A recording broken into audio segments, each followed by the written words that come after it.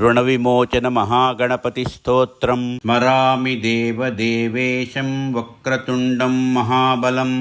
षडक्षरं कृपासिन्धुं नमामि ऋणमुक्तये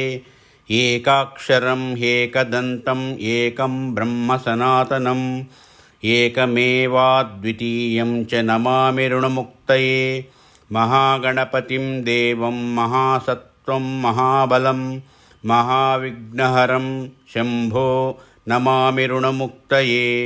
कृष्णाम्बरं कृष्णवर्णं कृष्णगन्धानुलेपनं कृष्णसर्पोपवीतं च नमामि ऋणमुक्तये रक्ताम्बरं रक्तवर्णं रक्तगन्धानुलेपनं रक्तपुष्पप्रियं देवं नमामि ऋणमुक्तये पीताम्बरं पीतवर्णं पीतगन्धानुलेपनं पीतपुष्पप्रियं देवं नमामि ऋणमुक्तये धूम्राम्बरं धूम्रवर्णं धूम्रगन्धानुलेपनं होमधूमप्रियं देवं नमामि ऋणमुक्तये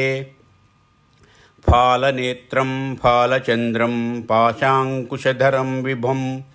चामरालङ्कृतं देवं नमामि ऋणमुक्तये इदं त्वऋणहरं स्तोत्रं सन्ध्यायां यः पठेन्नरः षण्मासाभ्यान्तरेणैव ऋणमुक्तो भविष्यति इति ऋणविमोचन महागणपतिस्तोत्रं समाप्तम्।